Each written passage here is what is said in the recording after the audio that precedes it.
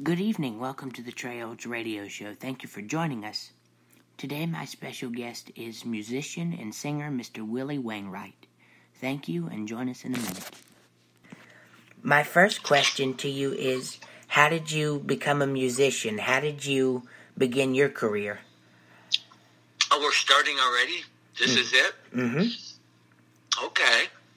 Well, you know, Trey, I've always been a musician at heart. I've always loved music ever since I was a little boy. Always listened to music at the house. And what got me first playing music was they used to come to our schools. When I was in fourth grade, we had a little assembly, and a gentleman came who was one of the music orchestra teachers in our school system around Chicago. And he had a table full of instruments, and they gave us an offer that we could pick an instrument, and they would, the parents could rent the instrument at a very low rate, pretty cheap, and they would give us lessons and get us started. And so that's how I really started. I actually wanted to play the saxophone, but I was too young, and my teeth weren't formed yet. And so they said it'd be better if I chose a string instrument.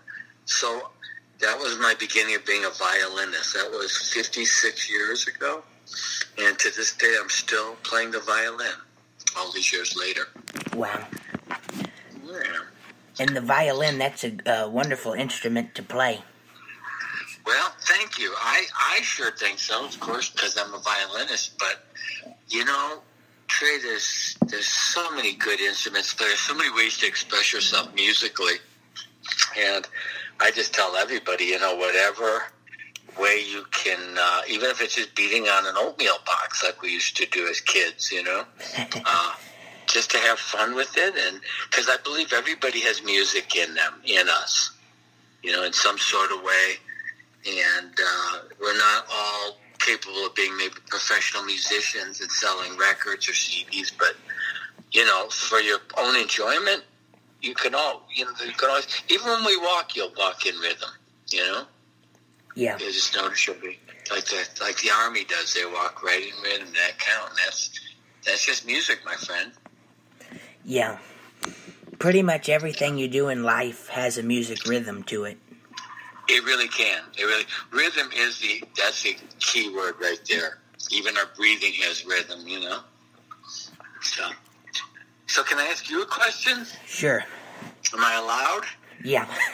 Okay, because I'm very curious about you and how you got started doing this wonderful endeavor of having your own, is it a blog or is it a radio show? What do you call it? Radio show.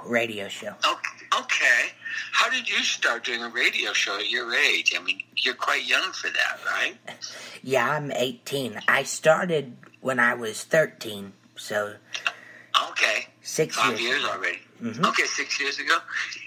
And what? I'm sorry to change, get you off your interviewing me, but I just had to know this. How did you get started? Was there like through school or something where they had a radio show or to get the equipment and everything? Well, ever since I was little, I was always fascinated with entertainment and television and radio. Ah, okay. And as I got older, I figured out, hey, I can do that.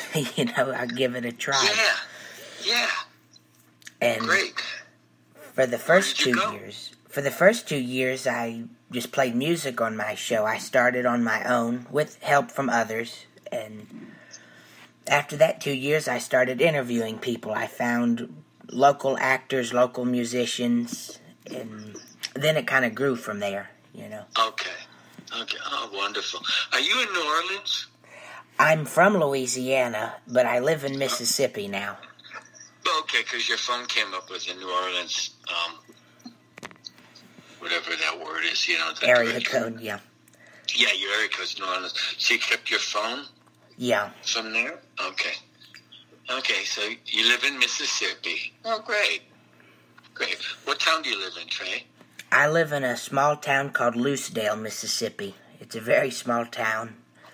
Mm-hmm. And what's the closest big city that I would recognize? Probably Gulfport, Mississippi. Oh, okay. I know Gulfport. I love Gulfport, Mississippi. Been there many times. Yeah. You're in Hawaii, right?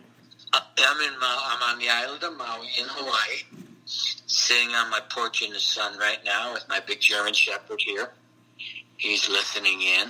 And, beautiful day here. So back to your show.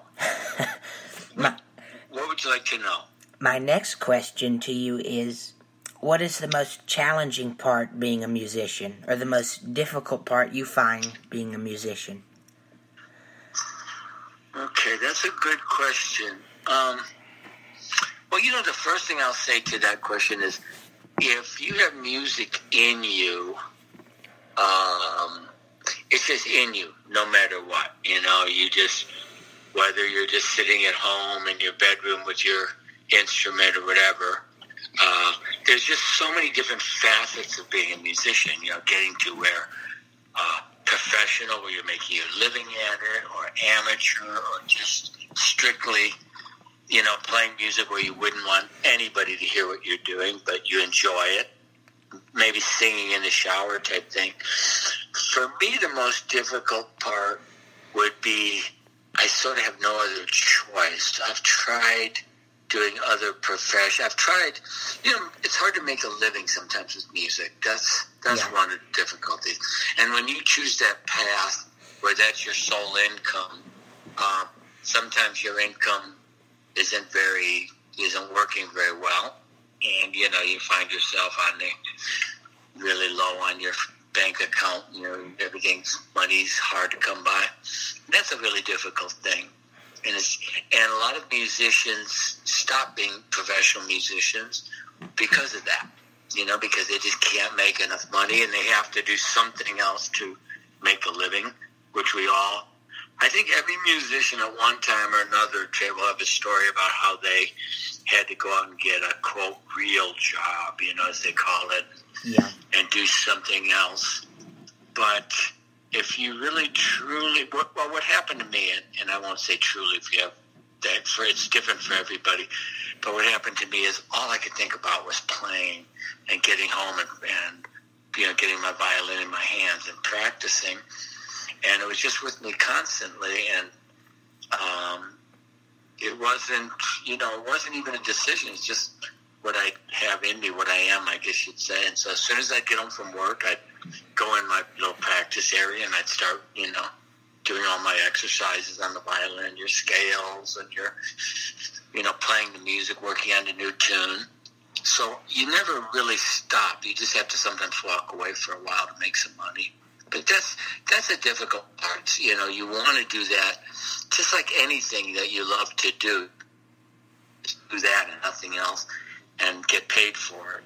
And it's not always easy, but it is doable. Yeah.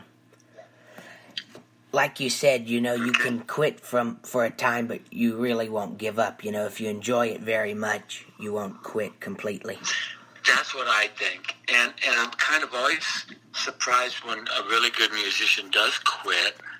But, here's a good example, Trey. My wife, Jennifer Weatherly is her name, is a fantastic singer. And we play together now. We play music. We're going to be going into Switzerland this summer, doing a little festival tour over there, and headlining some festivals in Geneva. And she is that good. We play for, over there it's like, I think, 15,000 people come to this festival on the weekend. And so it's, it's quite a good deal. But she doesn't love the music like I do. I mean, she can walk away and do other things, and it doesn't consume her. And like it does me, I can't walk away from it. I practice every day. I have my violin in my hands every day. And some people they're just struck more, and I don't understand what caused that or why, but it's just a fact, And some people can walk away and they just don't care that much. And I just saw an interesting interview. You know that guy John Cougar Mellencamp? Okay. Famous musician. And he was being interviewed by Sammy Hagar on his show, Road Stories, I think it's called. Great show. And he said, he never liked the performing part of music. He liked making it, but once it was made, you know, to him that was done. And he was an artist. He likes to paint. He would go on to other things. But when he got his record deal, you know, of course you have to go out and do performances to support your music.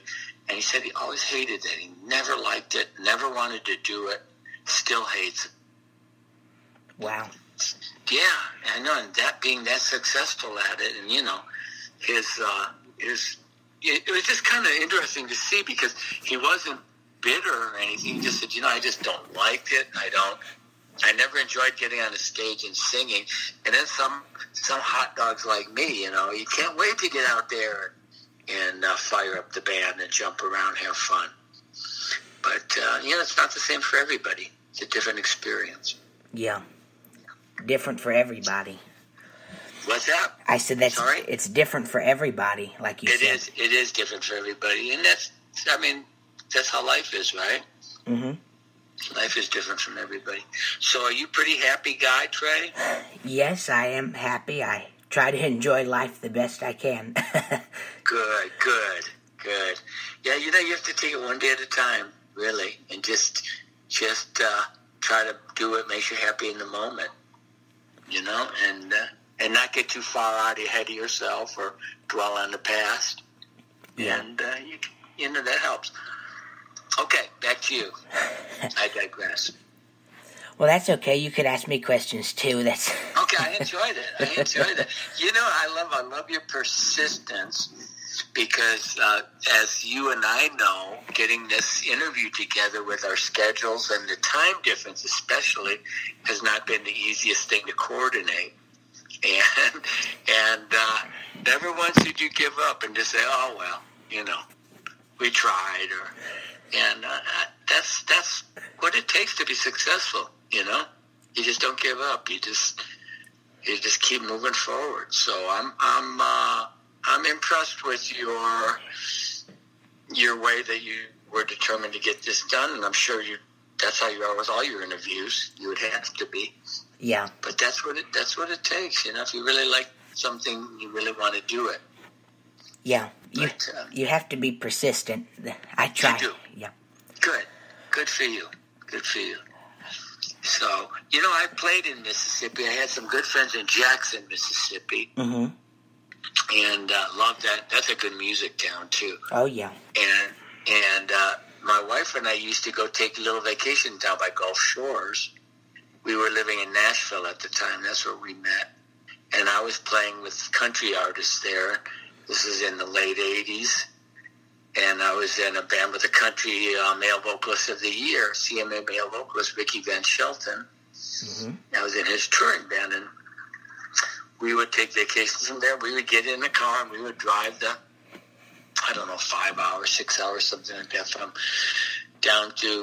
Nashville down to Gulf Shores, and we'd hit the beach, get a nice hotel, and we would go find crawfish. You know, fresh boiled crawfish. Oh, yeah. Yeah, man. And then, of course, Louisiana, you know, when I played for Cajun guys, too. Eddie Raven I played with was from Louisiana, and we would do these tours down there where we would get fed all crawfish etouffee and all kinds of shrimp and wonderful food. So it's that's one of the great things about playing music, you know, when you can travel around and you can see all the different places and eat the different meals from those areas, and you know, whatever, drink the wine in France or eat the seafood in Italy, or you know, wherever. Have schnitzel in Germany, things like that. It's a nice perk to the music business. Yeah. So. There you go. Hey, how did you find me, by the way? You just kind of contacted me out of the blue. I'm just curious. Well, I've seen some of your work on the internet, you know, you performing. Okay. How'd you find that? It just popped up, you know. Internet is strange like that. Stuff just pops up like that. Yeah. And me, you know, I'm fascinated with entertainment, so if I see musicians or actors, I try my best to contact them and say, hey, you want to do an interview? You know? Oh, great. great. Yeah, I get